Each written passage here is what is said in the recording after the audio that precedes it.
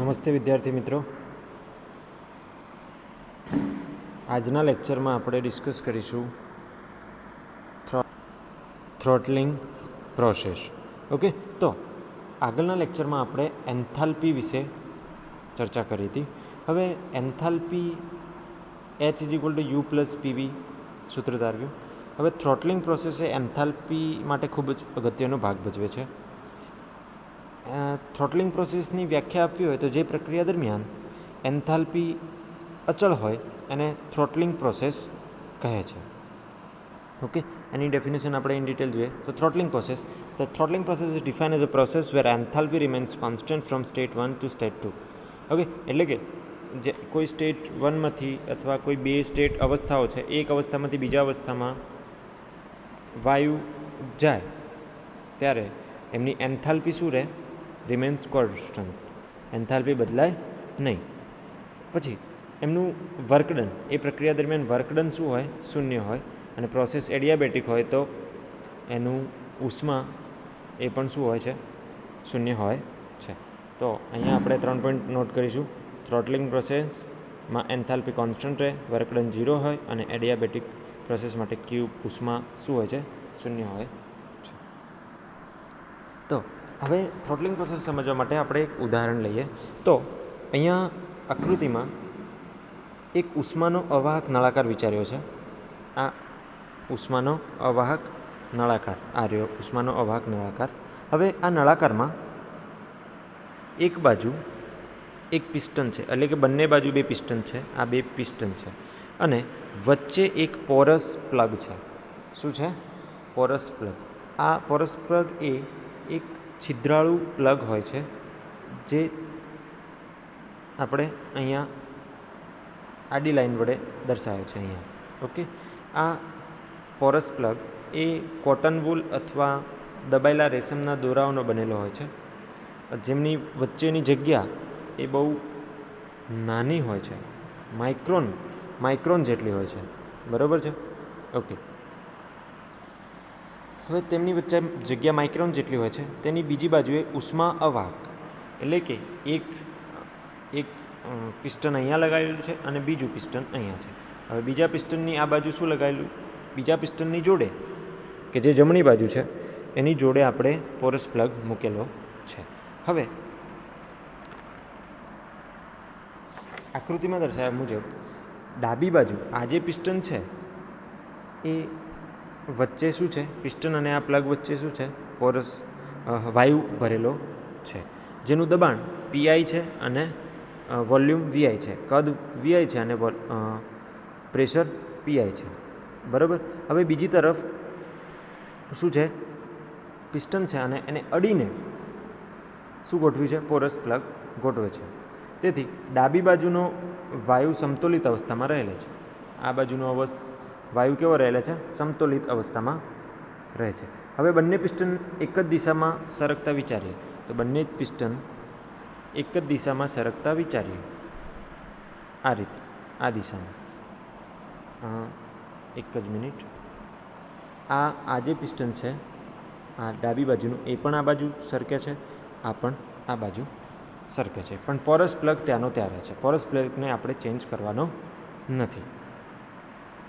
તો ડાબી બાજુનો પ્લગ આ બાજુ ખસે છે અને જમણી બાજુનો પ્લગ પણ આ દિશામાં ખસે છે. ઓકે, હવે જ્યારે આ પ્રારંભિક સ્થિતિ હતી, આ જે હતી એ પ્રારંભિક સ્થિતિ, હવે અંતિમ સ્થિતિ આ બાજુ ખસ્યો, આ પણ આ બાજુ ખસ્યો, ત્યારે એનું પ્રેશર શું થાય છે? PF અને વોલ્યુમ VF જેટલું થાય છે. આ જે પ્રક્રિયા છે એને આપણે થ્રોટલિંગ પ્રોસેસ કહીશું. આ એક પ્રતિવર્તી ફેરફાર છે. તો હવે આપણે એને થર્મોડાયનેમિક્સ, એનું ઇક્વેશન વિશે ચર્ચા કરીએ. તો થર્મોડાયનેમિક્સના પ્રથમ નિયમ મુજબ આપણે થર્મોડાયનેમિક્સનો પ્રથમ નિયમ શું છે? dQ બરાબર dU plus dW. Okay, dU plus dW આપણો થર્મોડાયનેમિક્સનો પ્રથમ નિયમ છે. ઓકે, તો અહીંયા વર્કડન કેવું રહે છે? અચલ રહે છે. તો આપણે એને ડેલ્ટાના ફોર્મમાં દર્શાવીએ તો ΔQ બરાબર ΔU પ્લસ ડબલ્યુ. ઓકે, ચાલો હવે અહીંયા એની ઇન્ટરનલ એનર્જી, ધારો કે ઇનિશિયલની ઇન્ટરનલ એનર્જી હતી શરૂઆતની પ્રારંભિક સ્થિતિની યુઆઈ, અને અંતિમ સ્થિતિની ઇન્ટરનલ એનર્જી યુએફ. તો ટોટલ ઇન્ટરનલ એનર્જી કેટલી થઈ? તો યુએફ માઇનસ યુઆઈ. કેટલી થઈ? UF minus UI. ઓકે, ચાલો, એટલે કે આની ઇન્ટરનલ એનર્જી હતી પ્રારંભિક સ્થિતિની યુઆઈ, અને આની ઇન્ટરનલ એનર્જી હતી યુએફ. તો ટોટલ ઇન્ટરનલ એનર્જી થઈ યુએફ માઇનસ યુઆઈ. જે ડેલ્ટા યુએની જગ્યાએ આપણે યુએફ માઇનસ યુઆઈ મૂકીશું, પ્લસ ઇન્ટિગ્રેશન વર્ક ડન માટે આપણે ઇન્ટિગ્રેશન લઈશું અહીંયા. તો શું થશે? D omega. ઇન્ટિગ્રેશનમાં ડી ઓમેગા, જ્યાં યુઆઈ અને યુએફ એ વાયુની પ્રારંભિક અને અંતિમ સ્થિતિ માટે આંતરિક ઉર્જા દર્શાવે છે. હવે ડબલ્યુ ઇઝ ઇક્વલ ટુ આપણે ભણ્યા છીએ કે W is equal to integration P ડીવી. Okay, તો ટોટલ વર્ક ડન કેટલું થશે? તો જોઈએ તો W is equal two PV, integration PV. તો ડબલ્યુ બરાબર પીડીવી ભણ્યા છે. તો ઇનિશિયલ માટે વીઆઈ હતું વોલ્યુમ અને 0. Initial to VI to 0 PDV, plus 0 to VF PF DV થશે. ઓકે, જે આ ઇક્વેશનમાં દર્શાવ્યું છે. ઓકે, હવે જ્યાં પીએફ અને પીઆઈ એ અચળ છે, તો ડબલ્યુ બરાબર શું મળશે આપણને? માઇનસ પીઆઈ ઇન્ટિગ્રેશન ડીવીનું થશે વીઆઈ વી, પ્લસ પીએફ વીએફ બરાબર PF VF minus PI Vi. આ ઇક્વેશન પરથી લખાશે.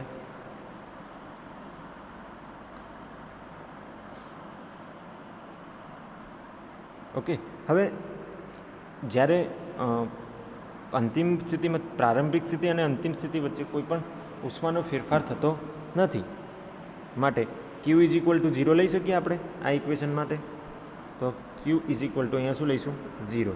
તો 0 બરાબર ક્યુ બરાબર 0 બરાબર યુએફ માઇનસ યુઆઈ એ અહીંયા મૂકીશું, પ્લસ આની જગ્યાએ આપણે આ ઇક્વેશન જે તારવ્યું એ મૂકીશું. તો PF VF minus PI Vi બરાબર 0. હવે આઈવાળા પદો એક બાજુ અને એફવાળા પદો એક બાજુ કરીએ. તો અહીંયા યુઆઈ પ્લસ પીઆઈ વીઆઈ બરાબર યુએફ પ્લસ પીએફ વીએફ મળશે. ઓકે, એટલે કે એચઆઈ બરાબર એચએફ લખાય. એચઆઈ બરાબર એચએફ. ઇટ મીન્સ અહીંયા એન્થાલ્પી કેવી રહે છે? આ સૂત્રો પરથી આપણે કહી શકીએ કે એન્થાલ્પી કેવી રહે છે? કોન્સ્ટન્ટ રહેશે થ્રોટલિંગ પ્રોસેસિંગ દરમિયાન. ફરીથી આપણે જોઈ લઈએ. તો અહીંયા આપણે શું કર્યું? તો પ્રથમ નિયમ ઉપર પરથી આપણે ક્યુ બરાબર યુ પ્લસ વીનો ઉપયોગ કરી આપણે આ સૂત્ર તારવ્યું, બરાબર છે. તો ડીડબલ્યુ બરાબર શું થશે અહીંયા? તો કે પીઆઈ વીઆઈનો સૂત્ર. W is equal to integration પીડીવીનો ઉપયોગ કર્યો. પીડીવીનો ઉપયોગ કર્યા પછી આપણે બંને માટે લખ્યું પીઆઈ વીઆઈ, ઇન્ટિગ્રેશન કર્યું વીઆઈ ટુ 0 અને 0 ટુ વીએફ. તો એના ઉપરથી આપણને ડબલ્યુ બરાબર minus PI Vi plus PF VF મળ્યું. હવે ક્યુ બરાબર અહીંયા ઉષ્માની આપલે થતી નથી, તો ક્યુ બરાબર 0 લીધો. તો પછી આમાં કિંમત મૂકી બધી આ ઇક્વેશન પર. તો UF minus VI plus PF VF minus PI VI. આઈવાળા પદો એક બાજુ અને એફવાળા પદો એક બાજુ કર્યા. તો એચ બરાબર શું મળ્યું આપણને? એચઆઈ બરાબર એચએફ મળ્યું. ઇટ મીન્સ અહીંયા પ્રારંભિક જે પ્રક્રિયા થતી હતી અહીંયા જે એના માટે અને અહીંયા બંને માટેની જે એન્થાલ્પી હતી એ શું આવે છે? સરખી આવે છે. બંને માટેની એન્થાલ્પી શું આવે છે? સમાન આવે છે. ઓકે, હવે થ્રોટલિંગ પ્રોસેસ એનો ઉપયોગ આપણા રેફ્રિજરેટરમાં પણ થાય છે. ઓકે, તો હવે અહીંયા આપણે એક પંપ રાખેલ છે. તો એ પંપ ઉપરથી અહીંયા જોઈ શકાય છે કે જો વચ્ચે થ્રોટલ વાલ્વ મૂક્યો હોય, થ્રોટલ વાલ્વ, તો એક બાજુ ઊંચું દબાણ હોય અને અહીંયા શું હોય? પોરસ પ્લગ હોય. તો એક બાજુ ઊંચું દબાણ હોય અને એક બાજુ નીચું દબાણ હોય. કઈ રીતના? તો કે જુઓ, અહીંયા ઘણા બધા પાર્ટિકલ્સ હશે. ધારો કે આ આપણો થ્રોટલ પંપ છે, થ્રોટલ વાલ્વ છે, અથવા પોરસ પ્લગ છે. શું છે? પોરસ પ્લગ. તો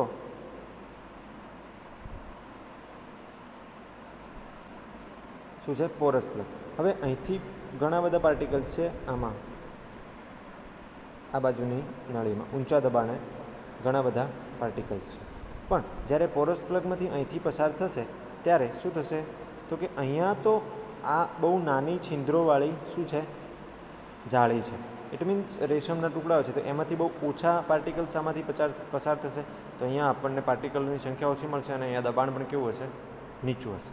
ઓકે, તો અહીંયા આપણને જો આ પંપ રૂલ થોમ્સનનો પ્રયોગ છે, જેમાં છિદ્રાળુવાળા પ્લગમાંથી પસાર થતાં તેના તાપમાનમાં ઘટાડો કે વધારો થાય છે, બરાબર છે, પણ એન્થાલ્પી અચળ રહે છે. આ પ્રક્રિયા દરમિયાન એન્થાલ્પી પ્રારંભિક અને અંતિમ સ્થિતિ વડે દર્શાવી શકાય, છતાં વચગાળાની સ્થિતિમાં દર્શાવી શકાય નહીં. એટલે કે એન્થાલ્પી આપણે કોઈ પ્રારંભિક અને અંતિમ સ્ટેટની દર્શાવી શકીએ, વચગાળાની કોઈ એન્થાલ્પી આપણે એના માટે કોઈ સ્પેસિફાઈ કરી શકતા નથી. સતત થ્રોટલિંગ પ્રક્રિયા મેળવવા માટે એવા પ્રકારનો પંપ લેવામાં આવે કે જેમાં છિદ્રાળુ દિવાલ એક બાજુ ઊંચું દબાણ હોય અને બીજી બાજુ અચળ નીચું દબાણ જાળવે, જે આપણી આકૃતિમાં દર્શાવ્યું છે. થ્રોટલિંગ પ્રક્રિયા અનુભવતા વાયુના એકમ દળ સાથે માટે HI બરાબર HF સાબિત થાય છે. આ થ્રોટલિંગ પ્રોસેસ આપણી રેફ્રિજરેટરમાં પણ આનો ઉપયોગ થતો હોય છે. ઓકે, હવે આપણે જોઈએ એન્થાલ્પી અને આંતરિક ઉર્જા બંને કઈ રીતે એકબીજા સાથે સમાન છે. તો આપણે આંતરિક ઉર્જાનું માટેનું સૂત્ર તો જુઓ, Q is equal to you plus dq is equal to you plus PdV, અથવા W લખતા હતા યુ પ્લસ W, બરાબર, DU પ્લસ W. તો અહીંયા હવે આંતરિક ઉર્જાની વાત છે, તો DUને સૂત્રનો કરતા બનાવીએ તો DU is equal two dq minus PdV થાય. ઓકે, હવે એ જ રીતે એન્થાલ્પી માટેનું આપણે આગળ ભણી ગયા ફર્સ્ટ લેક્ચરમાં. તો કે ફર્સ્ટ લેક્ચરમાં આપણે શું ભણ્યા? તો કે H is equal to you plus PdV, you plus PV. શું ભણ્યા? You plus PV. હવે DH ઇઝ ઇક્વલ ટુ આપણે અહીંયા લખીશું યુ બરાબર dq માઇનસ PdV છે, તો એના ઉપરથી આપણે લખીશું તો dq બરાબર DH બરાબર dq પ્લસ VdP. ઓકે, હવે વ્યાપક રીતે એને લખવું હોય તો DU એક કોઈ કોન્સ્ટન્ટ વોલ્યુમે તાપમાનમાં થતા ફેરફારને લીધે એની આંતરિક ઉર્જામાં થતો ફેરફાર, જેને આપણે સ્પેસિફિક હીટ કહીએ, બરાબર, તો એને CV વડે દર્શાવી, અને અહીંયા આપણે એને કોન્સ્ટન્ટ પ્રેશર ઉપર CP વડે દર્શાવી. હવે સમકદી એટલે કદ સમાન રહેતું હોય, કદ શું રહેતું હોય? સમાન. તો એને આપણે દર્શાવવું હોય તો DU આ સૂત્રમાં સમકદી ફેરફાર માટે આપણે લેવું હોય તો DU ઇઝ ઇક્વલ ટુ લખવું હોય તો આંતરિક અને પ્રારંભિક તો UF માઇનસ UI એની એનર્જીમાં થતો ફેરફાર બરાબર Q માઇનસ અહીંયા આપણે લખીશું minus CV DT integration I2F CV DT. અથવા આવી રીતે ના કરવું હોય તો આમાંથી જ આપણને ખબર પડી જાય કે PdV તો વોલ્યુમ કોન્સ્ટન્ટ રહે છે, તો DVનું વિકલન શું થશે? 0. માટે UF માઇનસ UI બરાબર Q જવાબ આવશે. ઓકે, ચલો એ જ રીતે સમદાબી ફેરફાર માટે અહીંયા પણ સમદાબી સમકદી હતું, આ સમદાબી છે, તો પ્રેશર શું જ રહેતું હોય? કોન્સ્ટન્ટ. તો DH બરાબર DQ, તો HF માઇનસ HI બરાબર Q. આ શું થઈ જશે? 0, જે આપણે સમજી શકીએ છીએ. એ જ રીતે સમોષ્મી પ્રક્રિયા માટે DQ બરાબર 0, ઇટ મીન્સ એડિયાબેટિક પ્રોસેસ છે, જ્યાં શું કોન્સ્ટન્ટ રહેશે? ઉષ્મા, મેળવેલી ઉષ્મા અથવા ગુમાવેલી ઉષ્મા સમાન રહે છે, તો DF minus DI UF minus UI બરાબર ફરીથી Q બરાબર 0. તો PdV આ સૂત્રમાં મૂકીએ કિંમત, તો શું થશે? યુ તો યુએફ માઇનસ યુઆઈ, ડીયુ બરાબર યુએફ માઇનસ યુઆઈ થતો ફેરફાર બરાબર ડીયુ તો એ તો કોન્સ્ટન્ટ થાય તો 0 માઇનસ શું આવશે અહીંયા ઇન્ટિગ્રેશન આઈ એફ પીડીવી, કારણ કે પ્રેશર બદલાય, પ્રેશર અને વોલ્યુમ સાથે કોઈ ફેરફાર નહીં થાય કારણ કે અહીંયા સમોષ્મી પ્રક્રિયા છે એટલે અહીંયા ઇન્ટિગ્રેશન આવશે, આ કોન્સ્ટન્ટ રહેશે નહીં. એઝ ઇટ ઇઝ અહીંયા સમોષ્મી પ્રક્રિયા માટે ક્યુ શું લીધો છે, ફરીથી ક્યુ આપણે અહીંયા લીધો છે કોન્સ્ટન્ટ. ઓકે, તો HF માઇનસ HI બરાબર I2F VdP into VdT. Okay, તો VdP ઇન્ટુ VdT કેમ, તો કે ટેમ્પરેચરની પ્રેશર સાથે ટેમ્પરેચર બદલીશું અને વોલ્યુમ બદલીશું, ટેમ્પરેચર સાથે પ્રેશર આધાર રાખશે એટલા માટે એમાં વોલ્યુમમાં મેં ફેરફાર થશે અને ટેમ્પરેચરમાં. ઓકે, તો મુક્ત પ્રસરણ માટે UF બરાબર UI મુક્ત પ્રસરણ માટે થશે આંતરિક ઉર્જા તેમજ ફ્રી એક્સપાન્શન. ઓકે, તો એ જ રીતે મુક્ત પ્રોસેસ માટે HF બરાબર HI જેને આપણે થ્રોટલિંગ પ્રોસેસ કહીશું. આદર્શ વાયુ માટે U is equal two CVDT plus અચળાંક અને એન્થાલ્પી માટે H બરાબર CPDT પ્લસ અચળાંક. તો આજના લેક્ચરમાં આપણે ડિસ્કસ કરી થ્રોટલિંગ પ્રોસેસ, એમાં પિસ્ટનનું ઉદાહરણ લઈને આપણે એન્થાલ્પી, ઇનિશિયલ એન્થાલ્પી અને ફાઇનલ એન્થાલ્પીને બંનેને સરખા બતાવ્યા. એના પછી આપણે આંતરિક ઉર્જા અને એન્થાલ્પીની સરખામણી કરી. ઓકે, તો આના પછી આપણે નેક્સ્ટ લેક્ચરમાં ડિસ્કસ કરીશું હેલ્મહોલ્ટ્ઝનું વિધેય. ઓકે, તો આજનું લેક્ચર અહીંયા આપણે આટલે સુધી જ રાખીએ. નેક્સ્ટ લેક્ચરમાં આપણે જોઈશું આગળ. Thank you.